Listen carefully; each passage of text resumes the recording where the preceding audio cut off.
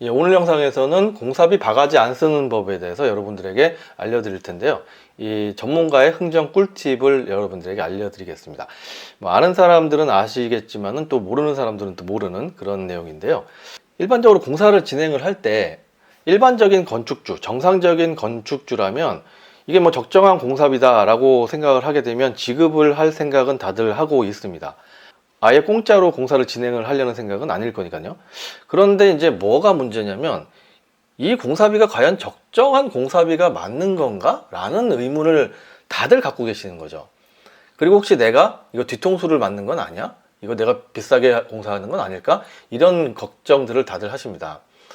자, 그래서 이 적정한 공사비가 맞는지 이거를 어떻게 알 수 있는지에 대해서 여러분들에게 설명을 드리려고 하는데요. 만약에 여러분들이 이 텔레비전, TV를 산다고 하면은 어떻게 할까요? 뭐 네이버 같은 데다가 50인치 TV 이렇게 검색을 해 보시겠죠? 그러면은 화면에서 보시는 것처럼 이렇게 여러 가지 나올 겁니다. 가격이 뭐 싼 거부터 비싼 거가 있을 것이고, 또 회사도 뭐 삼성전자, LG부터 해서 이름 모르는 회사들 제품도 나올 겁니다.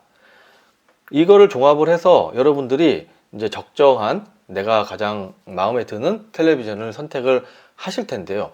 여러분들은 통상적으로 물건을 사거나 금액을 결정을 할 때 항상 이런 방식으로 진행을 하셨었습니다. 그런데 공사비는 다르거든요. 그러다 보니까 여러분들이 혼란이 오는 겁니다. 공사비를 어떤 업체에서는 뭐 6억이다, 어떤 업체에서는 7억이다, 어떤 업체에서는 8억이다 이렇게 얘기를 하는데 도대체 이거를 확인을 할 수가 없어요. 그래서 어떤 생각을 갖냐면 그 공사에 들어가는 각각의 아이템 바이 아이템이 싼지 비싼지를 확인을 하려고 생각을 하십니다. 여기서부터 이제 머리가 복잡해지는 거죠. 각각의 아이템 바이 아이템 이것들이 싼지 비싼지를 확인해야 전체 공사 금액이 비싼지 싼지를 알게 된다, 이런 생각을 또 하게 되시거든요. 그런데 이 공사비라는 거는 TV를 비교하는 것과는 다르게 이 공사를 이루는 아이템만 최소 500개가 넘습니다. 작은 공사가 500개 정도 되거든요. 이 500개가 넘는 아이템이 있는데 그 아이템 바이 아이템으로 이게 싼지 비싼지를 확인을 하면 되냐? 또 그것도 아니에요.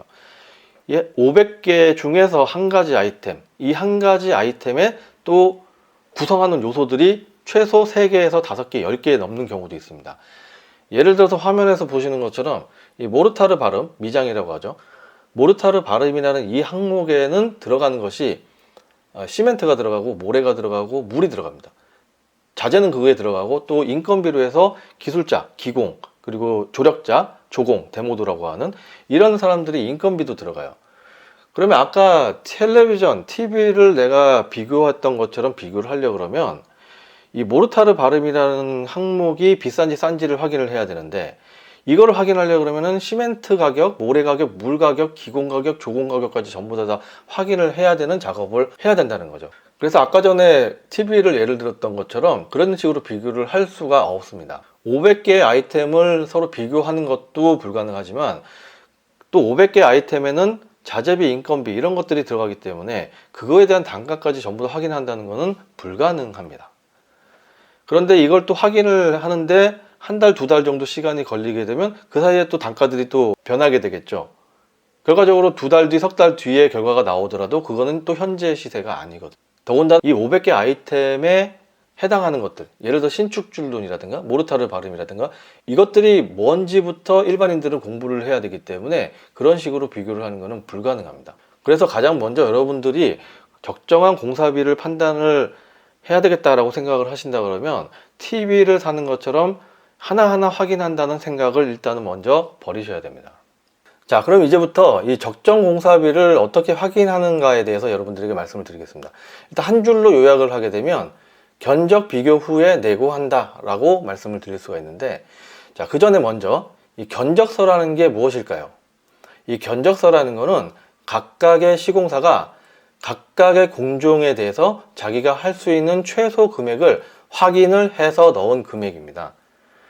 즉 각각의 아이템, 예를 들면은 뭐 아까 예를 들었던 TV 가격 이런 것들을 하나하나 확인을 해서 가장 적정한 금액, 최소 금액을 집어넣어서 만든 금액이 견적서다 라고 생각을 하시면 됩니다. 견적 비교 후에 내고 이 총 3가지 스텝이 있는데 가장 먼저 첫 번째 스텝은 견적서를 받을 업체를 추리는 겁니다. 이 견적서를 받을 업체는 통상적으로 이제 설계사무소에서 추천하는 업체 한 곳, 그리고 인근에 공사를 먼저 진행을 해봤던 지인이 추천하는 곳 한 곳, 그리고 또 내가 공사를 하려고 하는 그 부지의 인근에서 공사를 하고 있는 업체나 아니면 이미 공사를 해서 저 건물 잘 지었다라고 생각되는 그런 업체 한 곳, 그리고 또 기타 뭐 부동산 사무소 소장님이라든가 이런 분들이 추천한 업체, 이렇게 이제 이런 방식으로 많이들 찾으시는데요. 이렇게 찾으신 업체들을 리스트를 정리해서 견적을 받습니다. 그런데 여기서 이제 하지 말아야 될 것들이 몇 가지가 있는데, 가장 먼저 첫 번째가 친인척이 운영하는 회사는 웬만하면 지양하는 것이 좋겠다라는 겁니다. 이게 무슨 얘기냐면, 예를 들어서 뭐 삼촌이 이제 시공회사를 하고 있어요.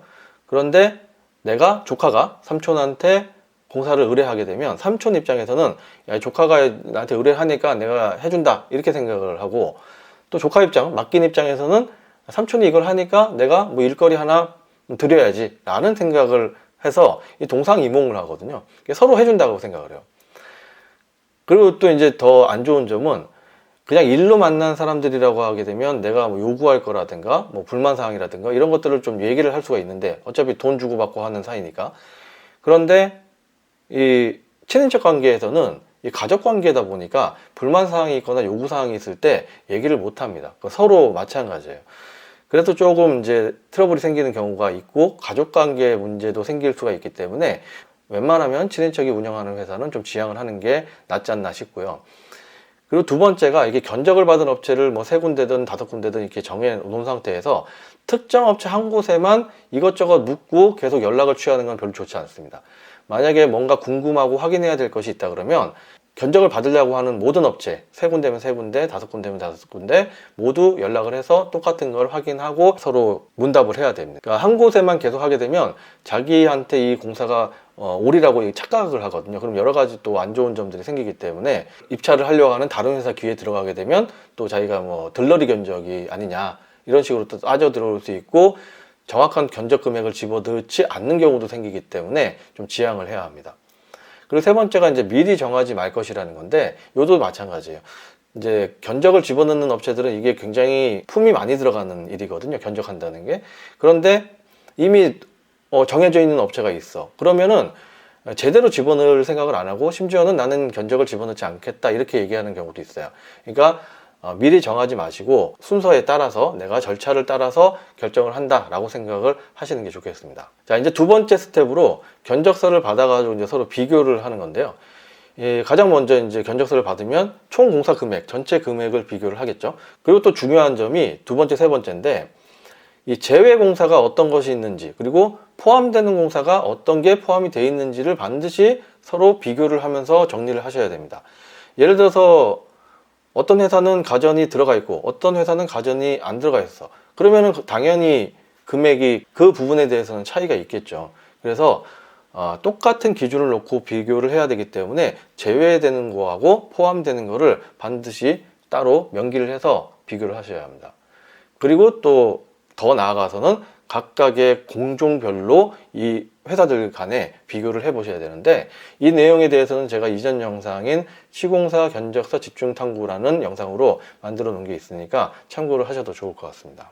자, 그리고 이제 세 번째 스텝인데 거의 다 왔습니다. 2단계까지 오게 되면 1등 업체가 이제 어느 정도 결정이 되겠죠. 그러면 이제 1등 업체하고 다시 한번 내고를 하는 건데요.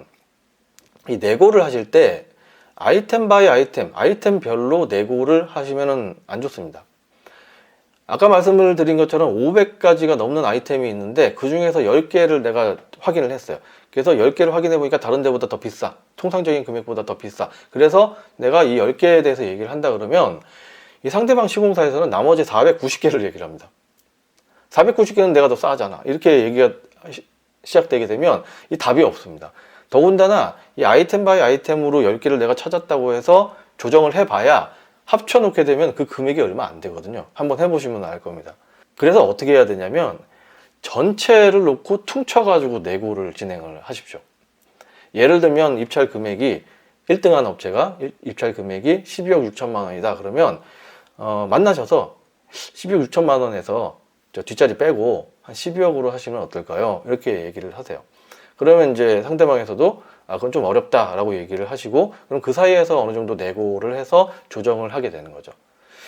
원칙상으로 이게 여러분들이 만약에 대기업이라든가 아니면 PM 전문 회사라든가 CM 전문 회사에서 이렇게 하게 되면 얘는 공정거래법에는 위반이 되는 거거든요. 그런데 여러분들은 이제 한 번 정도, 많이 하셔더라도 2, 3년에 한 번 건물을 지으실 거기 때문에 공정거래법까지는 뭐 염두에는 안 두셔도 될 것 같은데, 원칙상으로는 공정거래법에 위배되는 요소가 있다라는 정도만 염두에 두시면 될 것 같습니다. 자, 이 세 가지 스텝을 다시 한번 정리를 하게 되면, 첫 번째 스텝으로 이제 견적서를 받을 업체를 추리고, 두 번째 스텝으로 해서 이제 비교를 하고, 세 번째 스텝으로 1등 업체와 이제 내고를 하는 이런 방식으로 진행을 하시면 되는데, 이렇게 하게 되면은 이제 어떤 효과가 있냐면, 먼저 이 견적서라는 거는 아까 뭐라고 말씀을 드렸냐면, 각각의 아이템별로 자기 회사가 할 수 있는 최소 가격을 집어넣은 거라고 했죠. 그래서 여러분들이 원래 해야 되는 것들을 시공사에서 대신 미리 한 겁니다. 각각의 아이템별로 최소 가격을 시공사에서 먼저 확인을 한 것을 받는 거고, 더군다나 현 시점에서 내 건물을 짓는데 이 여러 개의 비교 대상 중에서 가장 저렴하게 제공을 하는 업체를 찾게 되는 겁니다. 그리고 세 번째로 가장 저렴한 업체한테서 또 한 번 깎은 거거든요. 결과적으로는 이제 시공을 하는 회사들이 현재 내 건물을 짓는데 들어가는 요소들에 대해서 최소 금액을 산정을 해서 찾아서 확인해서 알려준 거고, 그 중에서 가장 저렴한 업체를 선정을 한 거고, 그 저렴한 업체에서 다시 한번 또 내고를 한 거기 때문에 적정한 공사비에 근접할 확률이 가장 높다라는 말씀을 여러분들에게 드립니다. 오늘 영상 참고하셔서 지금 공사를 진행을 하시면서 설계가 끝나고 인허가가 완료가 됐는데 시공하는 업체를 찾으셔야 된다는 분이 계시면은 이 영상 참고하셔가지고 한번 진행을 해보시면 도움이 되시리라고 생각합니다.